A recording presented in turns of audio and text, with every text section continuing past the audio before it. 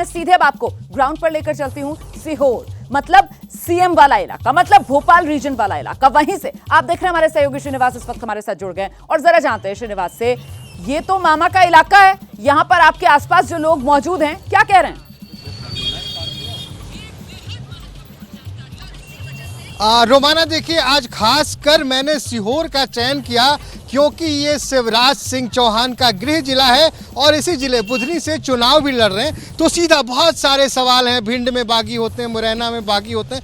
बागी तो खैर भिंड और मुरैना बागियों के लिए जाना ही जाता है। यहाँ जमीन पे जो लोग हैं सीहोर के, उनसे जानते हैं कि आखिर तस्वीर क्या है, एग्जिट पोल के आंकड़े क्या कह रहे हैं और यहाँ के लोगों का क्या कहना और तस्वीर क्या है। भैया क्या लग रहा है आपको, एग्जिट पोल के ये इतने सारे वो आंकड़े आ रहे हैं, कोई कह रहा है बीजेपी, कोई कांग्रेस, आपको क्या लग रहा है? आप यहाँ के अभी मैं सुबह का आंकड़ा देख रहा था, 2018 में भी जिन चैनलों ने आंकड़े दिए थे सब फेल हुए हैं और कांग्रेस की सरकार बनी थी।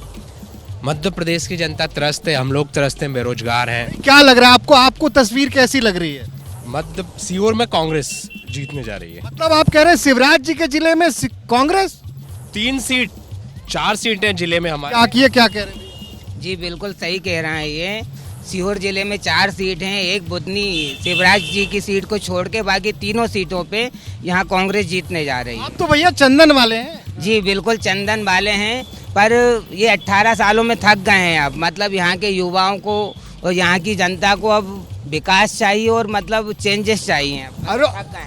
रोमाना, मैं आपको एक बात बताऊं कि यहाँ लाइव से आने से पहले मैं एक और प्रोग्राम रिकॉर्ड कर रहा था। बहुत बात हो रही है लाडली बहना योजना की, तो यहीं से आगे एक और विधानसभा है, आष्टा विधानसभा क्षेत्र। वहां मैंने महिलाओं से बात किया जिनके पास वो तमाम योजनाओं के लाभ मिल रहे थे। अब सुनिए आप इसको। पहले वो महिलाएं कहते हैं मामा ने पैसे दिए हैं वो मिलेगा, लेकिन जैसे जैसे आप उनसे सवाल आगे बढ़ाते हैं, आखिरी पायदान पे जाते हैं, तो वो खुद बोल उठती हैं कि देखिए महंगाई का मुद्दा है, बिजली महंगी हो गई है।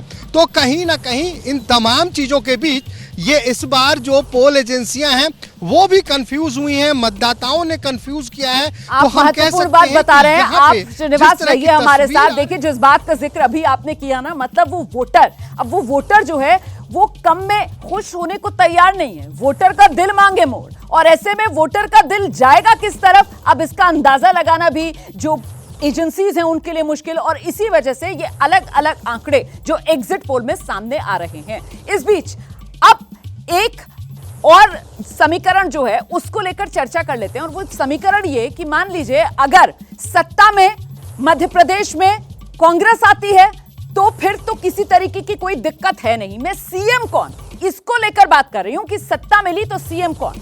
अब कांग्रेस की तरफ से तो चेहरा साफ है, और वो चेहरा कमलनाथ का है कि सत्ता अगर कांग्रेस को मिलती है तो फिर चेहरा कमलनाथ का होगा। लेकिन आप दूसरी तरफ देखिए, यहां पर चेहरा आपको नजर नहीं आ रहा होगा, क्योंकि अगर सत्ता बीजेपी को मिलती है तो फिर चेहरा कौन, ये साफ नहीं है तस्वीर। नहीं पता कि आखिरकार चेहरा किसको बनाया जाएगा, मुख्यमंत्री का ताज किसके सिर पर सजाया जाएगा। तो इसीलिए सवाल बड़ा हो जाता है कि अगर बीजेपी को सत्ता मिलती है तो फिर क्या होगा। ऐसे में बीजेपी को सत्ता मिली तो क्या शिवराज सिंह चौहान फिर से सीएम बनाए जाएंगे, लोगों के मन में यह सवाल। दूसरा सवाल यह कि बीजेपी नेतृत्व क्या किसी और को सीएम पद के लिए चुनेगी, यह सवाल भी बेहद महत्वपूर्ण हो जाता है। वो भी इस वजह से क्योंकि जिस तरीके से केंद्रीय मंत्री सांसदों को बीजेपी ने चुनाव मैदान में उतारा, तो फिर बीजेपी जीतती है तो इन 7 सांसदों का क्या होगा। जैसे ही घड़ी का काटा दोपहर 2:30 पे आए, बबीता जी का दिल सास बहू साजिश के लिए मचल जाए।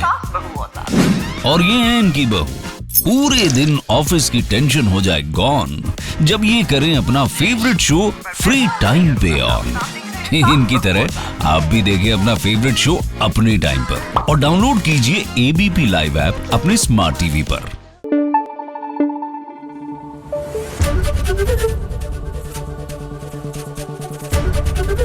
एबीपी न्यूज आपको रखे आगे।